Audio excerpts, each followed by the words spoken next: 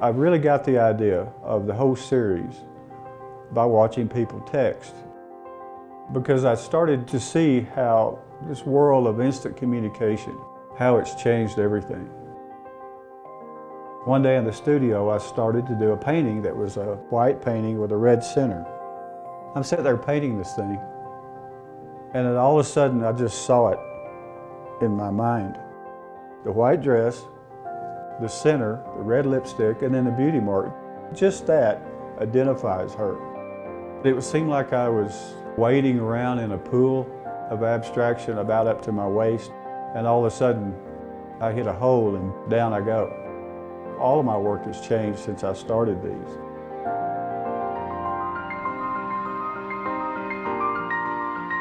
Over the years, we've seen so many series of different artists, like Andy Warhol's portraits. They all had an idea that caught fire.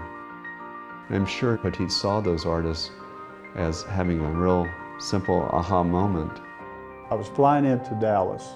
I was sort of sitting at the back of the plane. You know how the captain comes on and says, "You're free to use your cell phones," or whatever.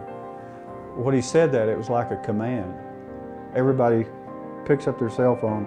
They're either, or they're doing this, and I'm kind of amazed by it. I didn't know where this was going in my mind. I didn't see this relating to a painting, but it always does somehow.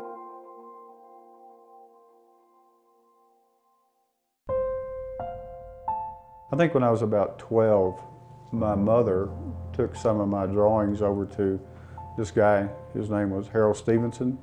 I'll never forget, he got down on the floor with a piece of chalk and drew the anatomy of a horse for me. And he told me something very important. He said, "You can't draw the outside unless you know what's going on the inside." I started rodeoing when I was 13. And Harold came up to me after the rodeo and he said, "I remember you." So we started talking, and he said, "I'm going to be here this summer and I'm going to do a whole series of paintings." And he said, "I need a model that can handle a horse in the studio." That's how our relationship started. And by the end of the summer, I knew that that's what I wanted to do.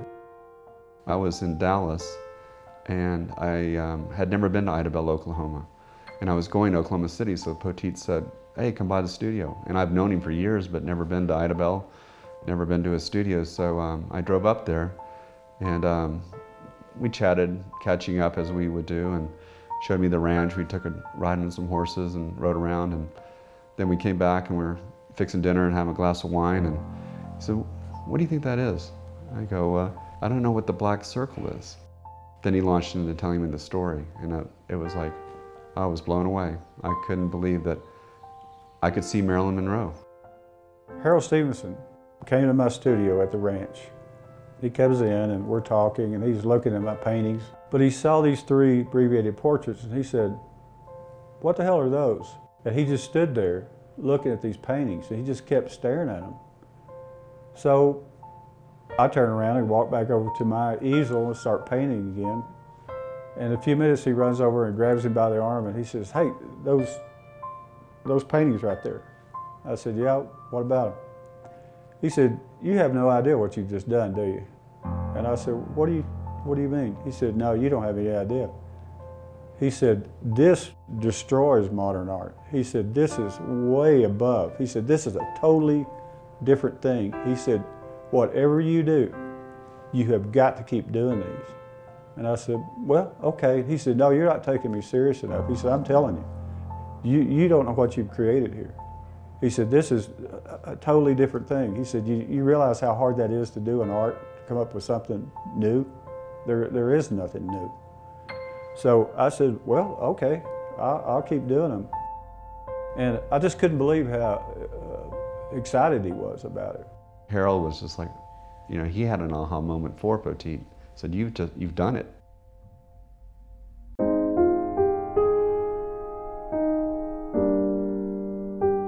Poteet is a great storyteller and one of the great conversationalists that I've met. Growing up in a small town, before TV, that's what people did. They told stories. They got together and they had conversations.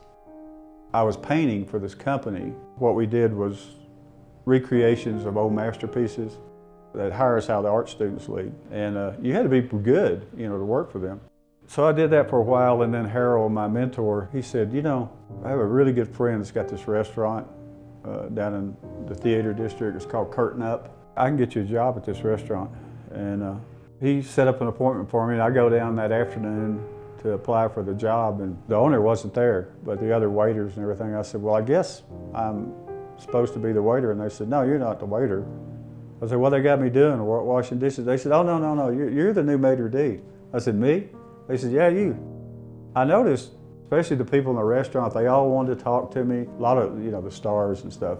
They'd want to strike up a conversation. I thought, boy, you know what, I'm a popular guy around here. But what I discovered was, after about 2 weeks, everybody in the restaurant talked just like I did, because they were all practicing my accent.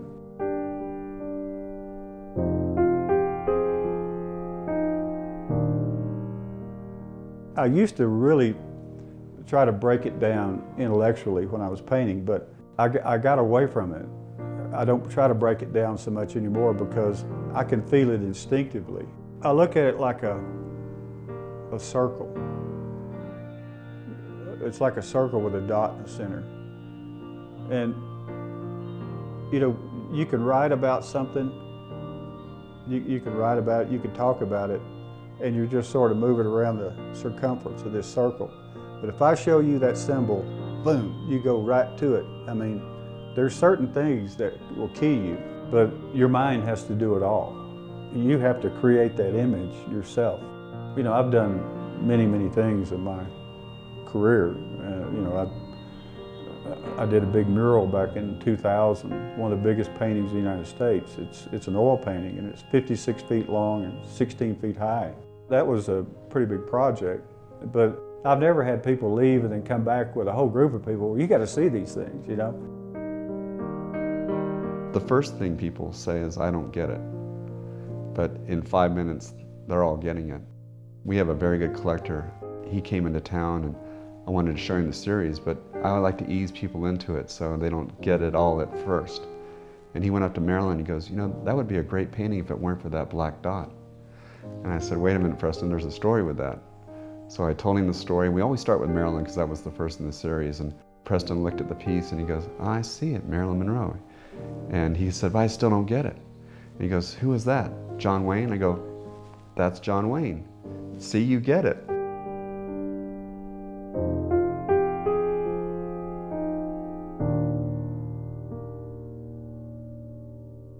The first thing I see is color. Always the color first.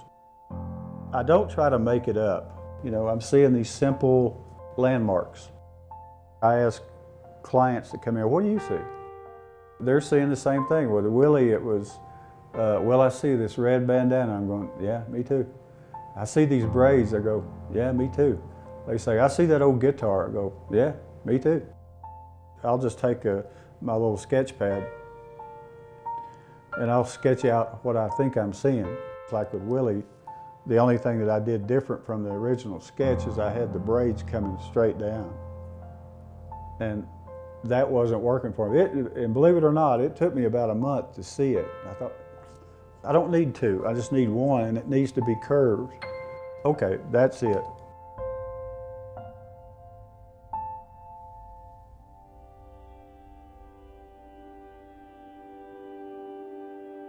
I've got a lot of friends that love to travel and go all these different places.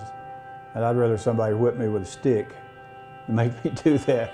Because I know myself. I know that if I'm lying on the beach somewhere, I'm thinking about, I need to get back to the studio. I want to do this, I want to do that. When I start a painting, I'm eager to get up in the morning and get down here and go to work because it's still exciting. I still love to create, and I paint every day. I'll paint every day. I think Poteet was born with his creative abilities, but he's also worked very hard and diligently to get to where he is. He works 7 days a week. I've never met a harder working artist in my life. He's prolific and he's dedicated to his craft. This is my life. This is what I love to do, and I'll do it to the day I die. I think this is a revolution for him, a revolution for the art market, for modern art in general. It's another great idea that just opens other doors.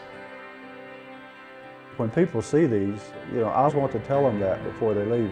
Remember that you're doing this too. Just think of somebody and think about what are you seeing? You know you're not seeing them in detail, but you're seeing something. It's like if I'd known you for a long time, I called you on the phone and said, hey, this is Poteet. You'd see something. What is that thing? That's what I'm driving at right there. There's an old saying that every painting is a self-portrait, and it's true.